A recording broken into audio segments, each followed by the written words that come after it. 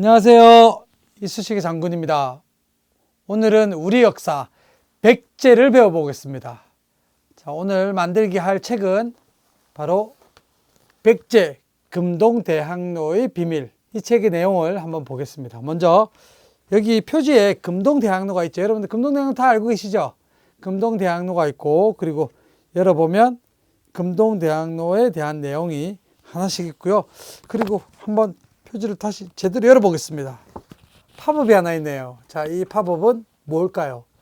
바로 백제하면 25대 왕, 백제 무령왕의 무덤에서 출토된, 제가 지금 선생님이 쓰고 있는 이 금제관과 금제, 신발, 그리고 진묘수, 백제 유물이 들어있었던 무령왕릉에 대해서 팝업이 있고요.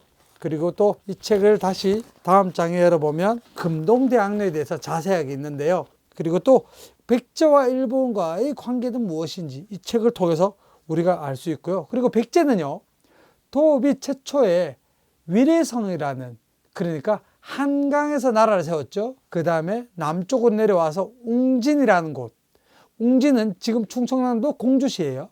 웅진으로 도읍을 천도를 했었고, 다시 거기서 사비로 천도했었던, 그래서 첫 번째 서울에 있었을 때를 한성백제 시대, 두 번째 웅진에 있었을 때를 웅진백제 시대, 세 번째 사비로 옮겨왔을 때는 사비백제 시대, 이렇게 도읍이 옮겨가면서 시대가 세 번 바뀌는 백제 이야기가 이곳에 들어있고요. 그리고 이 책의 뒷모습 뒤에 돌아보면 이렇게 백제의 지도, 그렇게 나와 있습니다. 연표와 지도가 이렇게 나와 있습니다. 자, 이 책 만들기를 같이 해보도록 하겠습니다. 자, 우선 이 책의 제목이 금동대학로의 비밀인데요. 자, 금동대학로는 향로죠. 불을 피울 때 사용할 수 있는 그런 향로예요. 언제 어떻게 만들어진 건지는 사실은 밝혀지지 않았지만, 아마도 사비로 천도한 후에 사비백제 시대에 먼저 돌아가신 왕을 기리기 위해서 왕궁에서 사용하고 있던 절에 향을 피우는 그런 향로로 사용했던 것 같습니다. 자, 그래서 이 향로는 안에다 향을 넣고 불을 피우면 이 양쪽에서 연기가 막 나와서 향을 피우는 그런 도구다라고 생각하시면 될 것 같고요. 이 아랫부분에다가 우선 금동대학로란 도대체 무엇인가, 이 설명을 여기다 붙여 놓도록 그렇게 하겠습니다.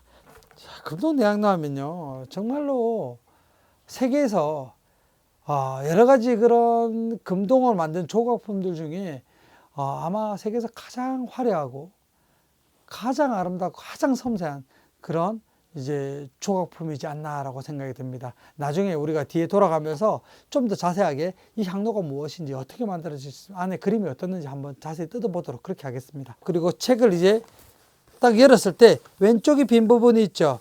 자, 여기는 백제 유물을 넣어 보겠습니다. 자, 우선 여러분, 초두라는 것은, 청동초두는요, 이것은 중국과의 활발한 교육이 있었다는 것을 알 수가 있어요. 그리고 여기에 백제 간음상이라는 것을 보고, 백제는 일찌감치 불교를 받아들였다. 불교를 받아들였다는 것은 이미 고대 국가가 되었다는 것을 얘기하는 겁니다. 자, 백제의 문화를 알 수 있는 백제의 문화재, 이곳에다가 붙여보도록 하겠습니다. 자, 그리고 이제 책을 한번 열어볼게요. 자, 첫 번째 페이지를 열어보니까 가운데 이렇게 무령왕릉이 있죠. 무령왕릉이 출토된 거, 여러분들 제일 유명한 게 뭐예요? 지금 제가 쓰고 있는 바로 이 금제관입니다. 이 금제관과, 그리고 또 청동거울도 물론 나왔고, 그리고 그곳에서 금동으로 만든 신발도 나왔고요. 그리고 진묘수라는 그런 동물 형상의 그런 이제 돌짐승상도 나왔고, 그리고 그 안에서 엄청나게 많은 백제 유물들이 나왔어요. 그런데 선생님이 그 얘기를 해주고 싶어요. 여러분들, 이 백제라는 나라는 고구려 백제 신라 중에 제일 먼저 600년에 멸망을 했어요.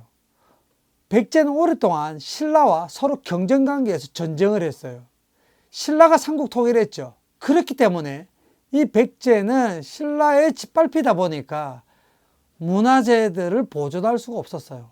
신라는 삼국 통일하고 나서도 그 이후에 천년의 신라를 이어왔기 때문에, 신라에는 지금도 여러분들 경주라는 도시에 가시면 석굴암도 있고 불국사도 있고 첨성대도 있고, 그리고 안압지에 여러 가지, 그리고 왕릉도 있고 이런 것들이 보존되어 있어요. 물론 왕릉 속에 있는 유물들은 토굴꾼들이 다 훔쳐갔지만 이 신라의 흔적은 지금 경상북도 경주시에 가면 우리가 쉽게 볼 수가 있습니다. 그런데 백제는 하남 유래성이라는 한강에서 도읍을 두고 있었는데 신라가 아닌 475년대 고구려가 공격을 해 내려와서 하루아침에 백제의 계로왕이 죽으면서 도읍을 버리고 남쪽으로 도망쳐 내려오듯이 해서 충청남도 공주시 웅진으로 백제가 옮겨갔어요. 이 웅진에서 60년간 있었는데요. 이 60년간에서도 다시 사비로 옮기고 얼마 되지 않아 백제는 멸망해 버리죠. 그래서 백제 문화재는 거의 없다고 봐야 됩니다. 그런데 바로 여기 충청남도 공주시 웅진에서 바로 이 무령왕릉을 발견하고 나서 우리는 세상이 깜짝 놀랐어요. 백제란 나라는 문화적으로 아주 높은, 아주 우수한 나라구나. 바로 이 금동으로 만들어졌던 바로 이 금제관만 보더라도 백제의 문화적인 수준이 아주 높구나라는 거 우리가 알 수 있게 되었습니다. 자, 우리가 그래서 이 무령왕릉에서 출토된 여기에 문화재들을 여기 앞에 팝업에다가 이렇게 붙여보도록 그렇게 하겠습니다. 자, 왼쪽에 비어있는 곳에다가는 우리 백제의 건국, 기원전 18년에 저 고구려의 주몽의 아들이죠. 둘째 아들 비류와 셋째 아들 온조가 주몽의 부인인 서선호와 함께 남쪽으로 내려와서 한강유역에 자리를 잡고 셋째 아들 온조가 나라를 세웠어요. 근데 온조가 나라를 세웠을 때는 이 나라에 온조의 신하들이 10명이 있었기 때문에 나라 이름을 처음에 백제로 한 게 아니에요. 십제라는 이름으로 나라 이름을 정하고 한강 상류 부분, 그러니까 지금 서울시 잠실이라는 곳, 그러니까 그곳에다 나라를 세웠는데 여러분들 강 주변에다 나라를 세웠다면 당연히 강가에서 농사를 열심히 잘 지을 수 있었겠죠. 우리나라에 여러 가지 농사를 짓기 좋은 땅들이 저 전라도 나주 근처에 영산강에 있는 곳이 있고 또 경상도에 있는 낙동강 주변에 있다고 하면 우리나라 한복판에 있는 한강이 농사 짓기도 좋고 그리고 아주 좋은 땅이라는 거예요. 그곳에다가 셋째 아들 온조가 나라를 세웠어요. 기원전 18년이에요. 근데 둘째 아들은 어디다 나라 세웠냐? 둘째 아들은요, 지금의 인천 바닷가에다 나라를 세웠어요. 인천에서 나라를 세우다 보니까 그곳은 바닷가이기 때문에 바닷물은 짜잖아요. 농사가 잘 될까요, 안 될까요? 농사가 잘 안 되는 거예요. 백성들이 잘 먹고 살지 못하는 거예요. 이 둘째 아들 비류가 세웠던 이 나라는 금방 망해버립니다. 그 백성들이 온조에게 몰려가면서 십제를 세웠던 온조와 합쳐지면서 온조가 나라 이름을 백제로 바꾼 거예요. 이게 바로 백제의 건국설화입니다. 그래서 백제의 건국설화와 전성기에 대한 내용을 이곳에다가 붙여보도록 그렇게 하겠습니다. 자, 근데 백제의 전성기 있잖아요. 고구려 백제 신라 특징을 보면요, 고구려는 척박한 땅에서 나라를 시작했기 때문에 만주라는 곳은 춥기도 하지만 농사가 제대로 되지 않는 곳이었어요. 그래서 고구려 사람들 옛날부터 말 타고 다니면서 짐승을 잡고 사냥을 하면서 영토를 넓혀 나갈 수밖에 없었죠. 그러나 그 고구려가 세워졌던 그곳에서 남쪽으로 내려왔던 비류와 온조, 특히 온조는 백제를 나라를 이끌어가면서 고구려보다는 훨씬 더 좋은 조건의 나라를 만들었어요. 왜냐하면 한강이라는 곳이 있었기 때문에 백성들이 농사가 잘 돼요. 그러면 당연히 백성들이 부자가 되겠죠. 부자가 된 백성들은 당연히 나라에다 세금을 많이 내겠죠. 그래서 백제는 처음부터 나라가 선진국처럼 잘 사는 나라로 출발했다는 것이에요. 그래서 백제는 삼국 중에 제일 먼저 전성기를 맞이합니다. 4세기에 이미 백제는 최고의 전성기를 맞이했어요. 자, 백제의 전성기 왕 누가 있을까요? 바로 근초고 왕입니다.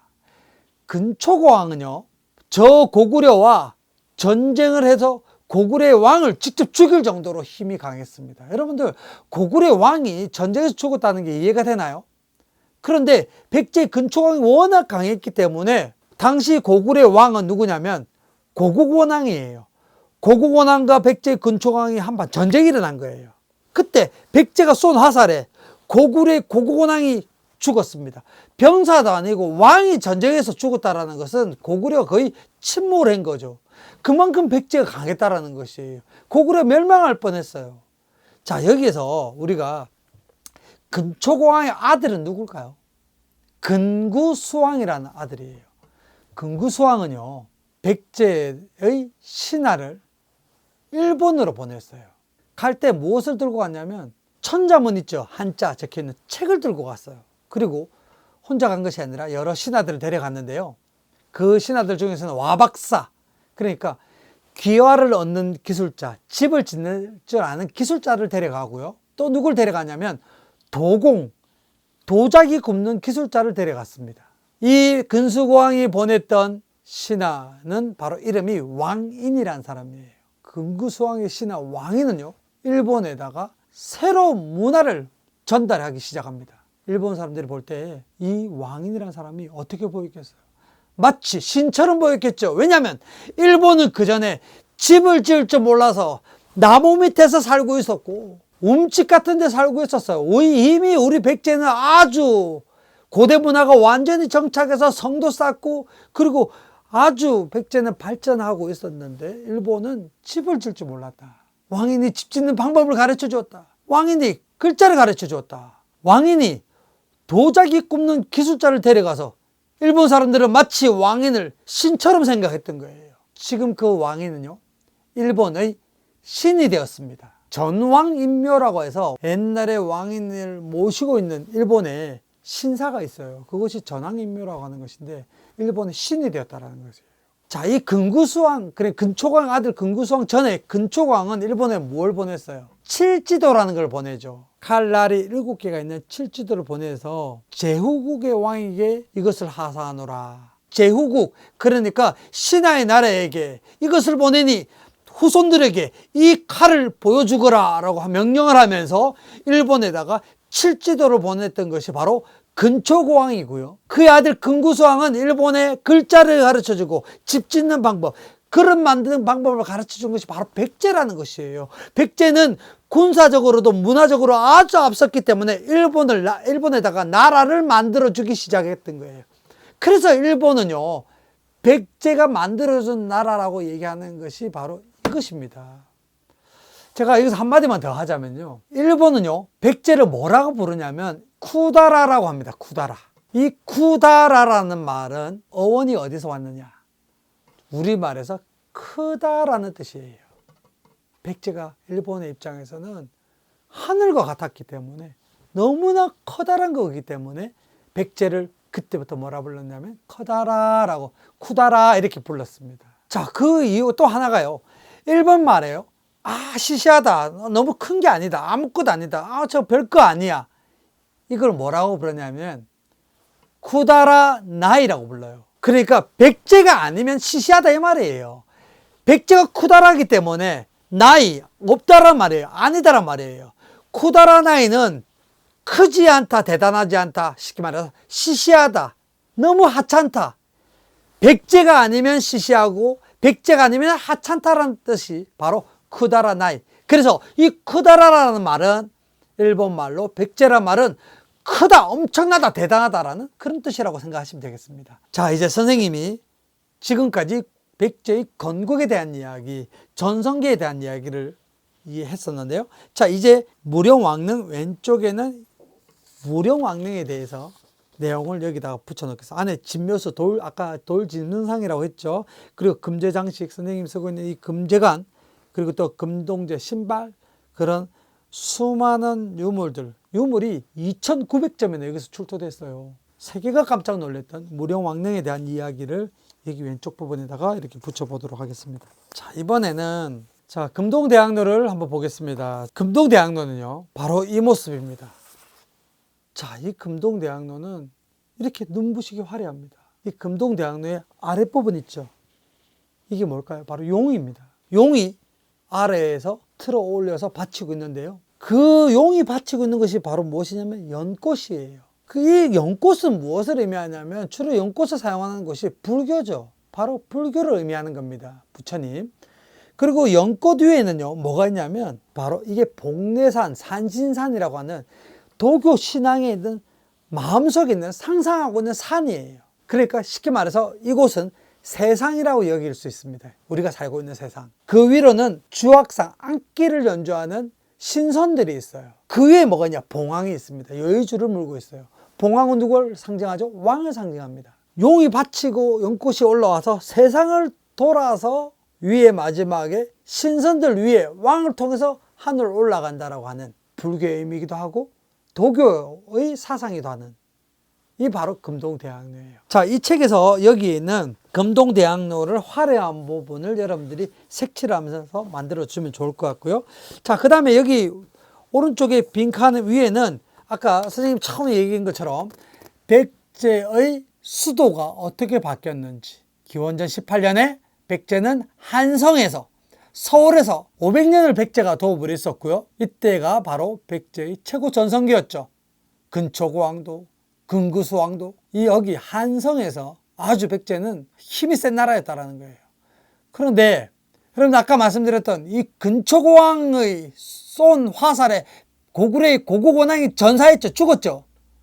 고구곤왕의 손자가 누군지 아세요? 광개토대왕입니다. 광개토대왕이 왕이 되고 나서부터는 전 세계를 누리면서 정복전쟁을 했어요. 우리 백제도 광개토대왕에게는 58개의 성과 700개의 마을을 빼앗겼어요. 광개토대왕이 죽고 나서 그의 아들 누구예요? 장수왕이에요. 장수왕은 힘이 더 셌어요. 장수왕이 왕일 때 475년대에 이제 백제를 공격합니다. 이번에는 백제의 왕이 죽습니다. 그 왕이 바로 백제 계로왕이에요. 그 전에 조상인 백제의 근초고왕은 고구려 왕을 죽였고 그 근초고왕이 죽인 왕 고구곤왕의 증손자인 장수왕이요. 이제 백제의 왕 계로왕을 죽였습니다.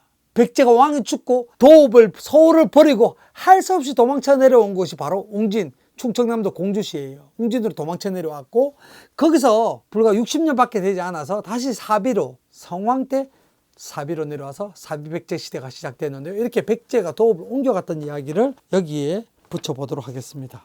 자, 근데 여러분들 여기 보세요. 부처님이 한번 앉아 계시죠. 금동 미륵보살 반가 사유상입니다. 우리나라 국보제 83호입니다. 그런데 이 국보제 83호 금동 미륵보살 반가 사유상하고 거의 똑같이 생긴 게 일본에 있습니다. 일본 국보제 1호입니다. 목조 미륵보살 반가 사유상이 있습니다. 자, 우리 것과 똑같이 생겼어요. 그러니까 백제가 나라를 만들어줬다고 했잖아요. 문화도 그대로 전달했기 때문에 이번에 나무로 해서 만든 것이 일본의 국보 제1호 목조 미륵보살 반가 사유상이라는 것이에요. 자, 우리는 일본에 많은 것을 전달했죠. 와박사라는 것은 기하를 얻는 기술자라고 했죠. 자, 이것이 바로 백제의 기술자들을 키우는 박사제도라는 거예요. 이 박사들이 일본에 가서 문화를 전달하다 보니까 일본이 제대로 된 국가가 돼버리더라는 거예요. 우리가 직접 거기서 왕이 된 것이 아니라 일본 사람들에게 나라를 만들 수 있는 고대 국가가 될 수 있는 기본적인 기틀을 마련해 준 것이 바로 우리 백제인이라는 거예요. 그래서 일본은요, 백제를 배신할 수 없었어요. 나중에 백제가 멸망하고 나서 일본은 신라와 같이 전쟁을 일으켜. 그게 바로 백강전투예요. 백제 부흥운동을 했어요. 백제를 되살리기 위해서. 왜냐하면 백제는 어버이의 나라이기 때문에. 자, 근데 왜 하필이면 백제는 일본에게 그렇게 공을 들였을까요? 바로 백제는 아주 해상으로 강국이었기 때문에 백제 세력이 저기 일본뿐만 아니라 산동반도 중국까지 서역까지 뻗어져 나갔기 때문에 일본을 백제 품에 두기 위해서 일본에다 공을 들였던 거예요.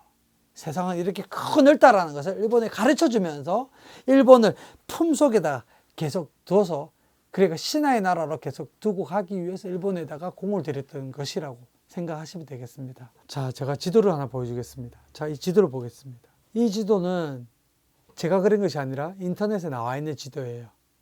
그런데 이 지도는요, 제가 선생님이 이렇게 그린 것을 보고 아, 이거 제대로 표현했다라고 생각해서 선생님이 출력을 했는데요.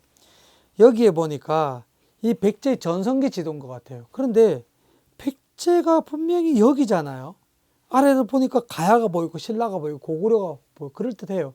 근데 왜 이렇게 백제를 이렇게 중국의 산동반도까지 이렇게 뻗어져 나갔을까? 이것은 백제 실제 영토가 아니에요. 하지만 백제의 영향권이 여기 중국까지 뻗어져 나갔다라는 것을 의미하는 겁니다.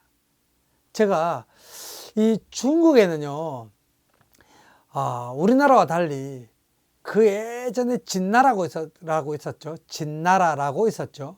그리고 또 송나라라고 있었는데, 중국에 이 진나라의 역사서, 송나라 역사서는 그러니까 국서예요. 이 나라의 제대로 된 역사책이라고 보시면 되는데요. 그것에 이제 우리 백제를 기술한 게 있어요. 자, 뭐라고 했냐면 한번 보겠습니다. 자, 이거 한번 보겠습니다. 백제국은 본래 고구려와 더불어 요동의 동쪽 천연리 떨어진 곳에 있었다. 자, 이 글은요, 어디 있냐면 중국 송나라 역사책 송서에 나와 있는 글입니다. 그 후 고구려가 요동을 공격해서 차지하자. 요동이라는 것은 우리나라 한반도 위쪽에, 그러니까 고구려 영토를 얘기하는 거예요. 여기에 요하강이라는 강이 있는데 강 동쪽 요동을 얘기하는 겁니다. 고구려가 이곳을 차지하자 백제는 요서를 공격해 차지했다. 그러니까 백제는 여기 왼쪽을 공격해서 차지했다라고 중국 송나라 역사책에 나와 있습니다. 그리고 백제가 통치한 곳은 진평군, 진평현이라고 했다. 바로 이곳을 얘기하는 것이라고 보시면 됩니다. 자, 여기 왼쪽에도 지도가 하나 되어 있는데요. 고구려가, 송나라 역사책에 보니까 고구려가 요동을 차지하니 백제가 요서를 차지했다라고 이렇게 송나라 역사책에 나와 있어요. 그 다음에 이것은요, 양나라의 역사책 양서인데요. 양서에서는 뭐라고 표현했냐면, 백제는 본래 고구려와 함께 요동의 동쪽에 있었다.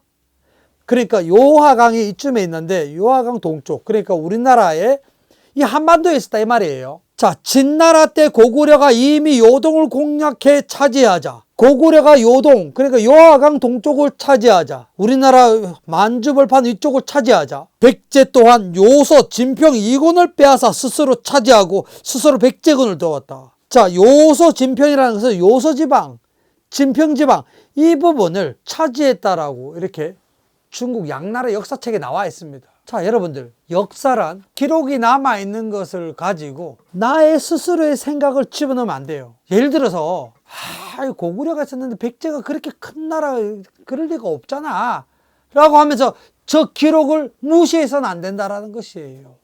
그 기록 그대로 우리가 받아들여야 된다는 것이에요.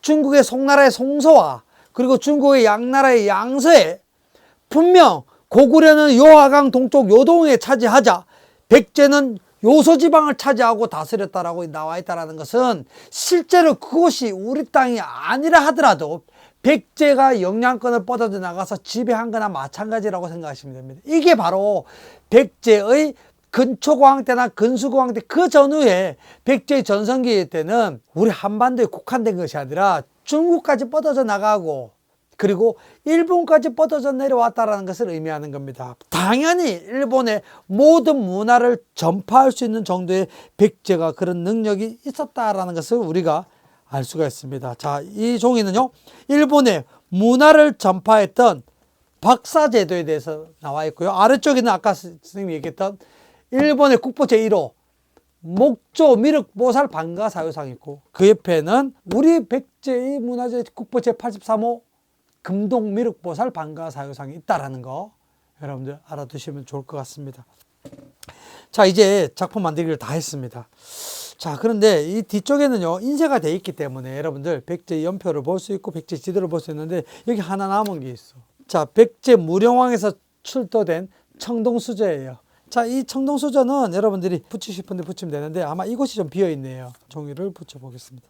자, 오늘은 백제 이야기가 너무너무 많은데요, 그걸 다 접어두고 여기 능살리 고분군에서 출토된, 우리가 발견하게 된 백제 금동대학로를 가지고 이 책에 있는 내용으로 여러분들과 같이 백제 역사를 이야기해 보았습니다. 자, 오늘 이야기는 금동대학로의 비밀, 바로 백제 700년사 역사였습니다. 감사합니다.